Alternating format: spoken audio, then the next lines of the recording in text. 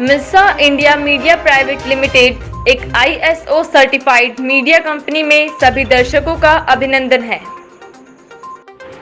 उज्जैन से संजय शर्मा की रिपोर्ट। स्वैच्छिक नागदा बंद को सफल बनाने हेतु पैदल मार्च कर कांग्रेस जनों ने व्यापारियों से की अपील। नागदा शहर कांग्रेस कमेटी द्वारा आज बुधवार को घोषित स्वैच्छिक नागदा बंद आंदोलन के आह्वान के लिए विधायक दिलीप सिंह गुर्जर के नेतृत्व में बड़ी संख्या में कांग्रेस जन आज शहर के प्रमुख मार्गों जवाहर मार्ग, MG रोड, बस स्टैंड, सब्जी मंडी, बिरला ग्राम बाजार पहुंचकर व्यापारी साथियों से, फुटकर व्यवसायियों से ठेका श्रमिकों के हित में किए जा रहे नगर बंद का समर्थन देने की मांग की। आज जारी प्रेस विज्ञप्ति में के माध्यम से शहर कांग्रेस अध्यक्ष राधे जायसवाल ने बताया कि कोरोना काल का बहाना लेकर विगत 6 माह से ठेका श्रमिकों को काम पर नहीं बुलाया जा रहा है, जिसका सीधा असर नगर के व्यापार व्यवसाय पर भी पड़ रहा है। इस गंभीर समस्या को शासन प्रशासन द्वारा अनदेखा किया जा रहा है, जिससे ठेका श्रमिकों के साथ साथ शहरवासियों में भी शासन प्रशासन की ओर आक्रोश व्याप्त है। कांग्रेस कमेटी द्वारा श्रमिकों के अधिकार को लेकर शासन प्रशासन से ज्ञापन के माध्यम से निराकरण की मांग की थी। कोई कार्रवाई नहीं होने के कारण नगर व श्रमिक हित में बुधवार 16 सितंबर को स्वैच्छिक नागदा बंद का आह्वान कांग्रेस कमेटी द्वारा किया गया है, जिसको लेकर आज कांग्रेस कमेटी द्वारा प्रमुख मार्गों से पैदल निकलकर व्यापारियों से अपना प्रतिष्ठान व्यवसाय बंद करने का अनुरोध किया है। इस अवसर पर जिला कांग्रेस कार्यालय अध्यक्ष सुबोध स्वामी, रघुनाथ सिंह बब्बू, प्रमोद चौहान, ओम प्रकाश मौर्य, साबिर पटेल, जितेंद्र चौहान, लोकुमल खत्री, राजू खटाना, लालू कुशवाहा, स्वदेश क्षत्रिय, अशोक मीणा, मनोज पांडे, कमलेश शंखवार, भानु सिंह चौहान, मुन्ना सरकार, भैरूलाल चावड़ा, जगदीश मिमरोट, जगदीश मालवीय, अमित राठौर, नरेंद्र सूर्यवंशी, मांगू सिंह गुर्जर, विशाल गुर्जर, सचिन प्रधान, दिनेश सरोतिया, सुरेश मावर, बासु शर्मा, फकरू भाई, सफदर टाक, विजय गुर्जर आदि कांग्रेस जन उपस्थित थे। उज्जैन से संजय शर्मा की रिपोर्ट। क्या है हमारा इस अवसर पर नगर के समस्त व्यापारी साथियों से, छुटकर व्यवसायियों से, सामाजिक और राजनीतिक दलों से यह अनुरोध है कि राजनीतिक भावनाओं से ऊपर उठकर, दलगत नीति से ऊपर उठकर एक मजदूर की समस्या को देखते हुए इस नागदा बंद का समर्थन करें। जय हिंद, जय भारत। 4 से 5 हज़ार ठेकेदार मजदूर काम पे नहीं जा रहे हैं, उनका परिवार बेरोजगार है, उनकी आर्थिक स्थिति खराब है, वो आत्महत्या की नौबत तक की स्थिति पैदा हो चुकी है। हम लगातार शासन प्रशासन से मांग करें कि उद्योग प्रबंधों में दबाव डालकर मजदूर पे कार्य दिलाया जाए। हम चाहते थे कि यदि आपके पास कोई आपका माल नहीं दिख रहा तो रोटेशन पर काम करते हुए मजदूरों को 8-10 रोज की हाजिरी देते उनके परिवार की आय उनको दी जाए। मजदूर प्रशासन ने उद्योग ने ध्यान दिया है। हम मार्च तक सब कुछ ठीक चल रहा था, मुझे इससे क्या नौबत आ गई कि आज करीब 4 से 5 हज़ार मजदूर आज बेरोजगार बैठे हुए हैं। कहीं न कहीं इसमें कहीं न कहीं मार्केट की बू आ रही है। और जहाँ तक ठेकेदार मजदूर का सवाल है, उनकी जो भी इनकम आती है उससे पूरा नागदा के में ही वो उनकी इनकम को खर्च करते हैं, कोई इनकम से बाहर नहीं जाती है। उनके रोजमर्रा के रोजगार धंधे हैं, वो सब की सब खरीदारी में है कि व्यापारी के पास उनका पूरा पैसा व्यापारी के पास रहता है। हमारे मजदूर यहाँ पर रहेंगे, काम करेंगे तो यहाँ पर रोजगार चलेगा। यदि हमारा मजदूर बंद होगा तो निश्चित से हमारे रोजगार से हमारे व्यापार को पड़ेगा। हमने स्वैच्छिक नागदा बंद का आह्वान किया है। मैं समस्त क्षेत्र के समस्त व्यापारी बंधुओं से अनुरोध करता हूँ कि आप मजदूरों का साथ दीजिए और नागदा बंद को सफल करिए। और यदि शासन और उद्योग तो आने वाले समय में और चरणबद्ध आंदोलन करके मजदूरों के जात की आवाज़ को हम निःशुल्क से उठाएंगे।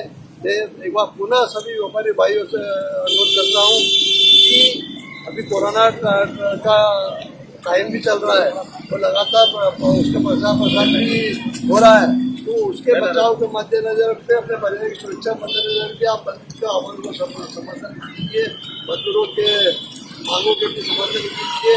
ये मैं आप लोगों से अनुरोध प्रेमी के साथ मिलकर पत्नी ने ही पति को हमेशा के लिए नींद की आगोश में सुलाया। नागदा थाना क्षेत्र के ग्राम अंतरालिया में दिनांक 7 सितंबर को सुबह 5 बजे आंगन में देरानी ने अपने जेठ 45 वर्षीय कमल सिंह बंजारा को बेहोशी की हालत में पड़ा हुआ पाया, जिसकी सूचना तुरंत परिवार के सदस्यों को देवरानी ने दी, जिसके बाद 108 नंबर एम्बुलेंस को फोन कर कमल सिंह बंजारा को उपचार के लिए नागदा के ही जनसेवा अस्पताल ले जाया गया, जहां कमल सिंह के कोमा में चले जाने की बात डॉक्टर ने कही और उज्जैन के निजी अस्पताल में भर्ती करवाने की बात भी कही। परिवार बिना देरी किए कमल को उज्जैन ले गया, जहां एक दिन बाद निजी अस्पताल में उपचार के दौरान सुबह 10:30 बजे कमल कलकवलित हो गया। उज्जैन से संजय शर्मा की रिपोर्ट। आने लगे जो तो उन्होंने उठाकर उसके सिर पे लठ मार दिया। उसने एक ने मुंह पकड़ा, महिला ने जो प्रेम भाई है, और उसके जो तथाकथित प्रेमी है उसने उसका सिर में लठ मारा, जिससे वो वहीं बेहोश हो गया। बाद में दोनों ने उठा करके उसको बाहर तो डाल दिया, ये दिखाने के लिए कि ये गिर गया। और फिर बाद में यहाँ इलाज कराने आया, जहाँ तो उसकी मृत्यु उज्जैन में हुई। इस प्रकार ये पाया गया कि इन्होंने उसको एक योजना के साथ में उसकी हत्या की, मतलब जिससे लठ मारा जिससे वह मर गया, और उसके जो बिस्तर थे जिसपे वो सोया था खून रंजित थे, उसको एक बिस्तर की जो बक्सा होता है उसके अंदर छुपा दिया। ये हमारे पूरे नागदा पुलिस ने बड़ी मेहनत करके इस केस को निकाला है। उसमें 7/9/20 को करीबन सुबह 5 बजे पंखा भाई जो उसका मतलब जो मृतक है कमल, उसकी भाई की पत्नी है पंखा भाई, उसने देखा कि उसके घर के सामने उसका जेठ जो कमल सिंह बंजारा है वो पड़ा हुआ है। मौके पर जाके देखेंगे तो पंखा भाई और ये जो दूसरी प्रेम भाई है आपस में देरानी जेठानी है, उनका घर आमने ही सामने है, और प्रेम भाई का पति है कमल सिंह, उनके घर के सामने पड़ा। तो उन्होंने उसको 108 को बुलाकर वो अस्पताल यहाँ पर आपके नागदा में लाया गया था। उसके बाद यहाँ से अस्पताल से तहरीर आई, जब तक यहाँ से पुलिस पहुँची तब तक उन्होंने उसको वहाँ रेफ़र कर दिया उज्जैन, क्योंकि वो बेहोश हालत में था, उसकी हालत ठीक नहीं थी। फिर उज्जैन में इसका इलाज कराया, जहाँ उसकी डेथ हो गई। फिर वहाँ से सूचना आई कि उसको जो शासकीय अस्पताल उज्जैन है वहाँ से उसका PM कराया गया। 12:30 बजे करीब 7 तारीख को यहाँ सूचना आ गई थी, तो थाना प्रभारी ने वहाँ मौके पर ASI को भेजा था उज्जैन में, और स्वयं थाना प्रभारी घटनास्थल पर गए थे। यह मृत्यु का कोई कारण स्पष्ट नहीं था कि कैसे मिला, क्योंकि जो बताया गया उसके हिसाब से ये था कि वो बाहर पड़ा मिला, तो संभावना ऐसी होती कि गिर गया होगा जिससे कि सिर पे कोई चोट आई होगी, कोई भी कारण नहीं बताया गया इसमें। लेकिन पुलिस जो हमारी नागदा पुलिस के थाना प्रभारी हैं, इनके द्वारा अनुविभागीय अधिकारी रत्नाकर द्वारा और हमारे एडिशनल SP द्वारा अपनी टीम के साथ लगातार पिछले 1 हफ्ते से पूछताछ करके जो जानकारी ये आई, तथाकथित जो राधेश्याम है प्रेम संबंध उनके 1 साल पहले से चल रहे थे, और इसी को लेकर के घटना जो 6 तारीख की रात में 12 बजे घटी, उसमें उसने एक दिन पहले उसको मतलब 5 तारीख की रात में बुलाया था, 6 तारीख को ही शाम को बुलाया था, और करीबन 4 बजे उसके यहाँ आया। फिर ऐसा पता चला कि जो मृतक है उसके साथ ही वो मटन खरीदने के लिए पास में गया, उसका घर वहाँ से 6 किलोमीटर दूरी है, और फिर मटन रख करके और फिर दोबारा फिर उसके यहाँ रात में 9 बजे प्रेम भाई ने उसको टेलीफोन करके बुलाया, और उसके बाद जब वो सो गया था उसके बताए अनुसार, और दोनों के साथ फिर उनके आपसी संबंध हुए, लेकिन इस दौरान उसके पति ने की नींद खुल गई, उसने देखा उसको, और उसने बता रहा कि मतलब विकलांग था, एक तरह से दिव्यांग था कहना चाहिए उसको, शब्द मतलब ऐसे गलती हुई बोलने में, दिव्यांग था।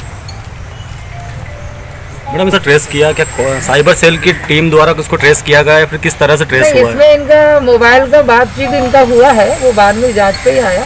सबसे पहले उसकी देवरानी से भी पूछा गया, फिर प्रेम भाई से भी पूछा गया, और जो उसका प्रेमी है उससे भी कई बार पूछा गया। पर एक कहावत है अपने इधर चलती है कि चोर की दाढ़ी में तिनका, और बॉडी लैंग्वेज यही हमारे प्रशिक्षण का भाग होता है, और इसी के हम लोग हिकमत अमली इसी को कहते हैं कि पूछताछ करके बार बार जहाँ शक जाता है उसको साफ को लाने का प्रयास करते हैं। पुलिस ने बहुत मेहनत करके इस एविडेंस सही निकाला। कुल कितने अपराध नहीं एक्चुअली हाँ, मतलब ये बिल्कुल ये बात तो उसी दिन आ गई थी 7 तारीख को, कि इसको पहले यहाँ आपके नागदा के शासकीय अस्पताल में लाया गया। जब तक पुलिस इंफॉर्मेशन पे यहाँ से गई है तब तक के उसको रेफर कर दिया उज्जैन, उसकी हालत देखते हुए। उज्जैन में वो लोग गवर्नमेंट हॉस्पिटल में ना जाके अपोलो में गए, और अपोलो में उसकी डेथ लगभग 12:30 बजे करीब हो चुकी थी। मुझसे पहले कुछ ड्राइंग डिक्लेरेशन या कुछ जब बेटा वो थे क्या बोलते बेहोश था, कोमा में था, तो ड्राइंग डिक्लेरेशन कैसे होता? आप ये बताइए ना मुझे। मैं कह तो रही हूँ कि यहीं से वो बोल नहीं रहा था, उसकी हालत गंभीर थी। मैडम बाहर का भी कोई था इसमें? नहीं, बाहर का कोई नहीं, दोनों वही है। सुबह सबसे पहले कमल सिंह घायल अवस्था में उसकी देवरानी पंखा भाई। कितना क्या अमाउंट दिया जा रहा है? नहीं, एक्चुअली देखिए ऐसा है कि रिवॉर्ड अब घोषित करने के अपने तरीके होते हैं। इसमें तो 302 कल ही कायम हुआ है ना। मतलब जब पहले मर्ग पंजीबद्ध हुआ था, मतलब एक मर्ग का मतलब होता है कि घटना तो घटी है लेकिन मृत्यु का सही कारण नहीं पता, उसमें संदेह है, तो उसमें मर्ग पंजीबद्ध करके जो साक्ष्य आया उस पर 302 आया, ठीक है, एविडेंस पर। तो ऐसे में तुरंत में कोई इनाम घोषित मर्ग पे किए नहीं जाते। जो अज्ञात आरोपी होते हैं या जो गंभीर आरोप होते हैं उनमें पकड़ने के लिए अपन करते हैं। लेकिन ऐसा तो इसमें कल ही काम हुआ तो कल ही थोड़ी इनाम घोषित होगा, पर एक अच्छा काम हुआ तो इसके इनाम देने के प्रावधान हल्की सी